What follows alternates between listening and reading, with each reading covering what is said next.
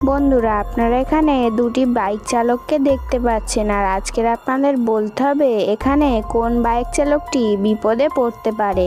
তো বন্ধুরা, আপনারা ছবিটি ভালো করে দেখুন আর আমি আপনাদের ভাবার জন্য কিছুক্ষণ সময় দিচ্ছি।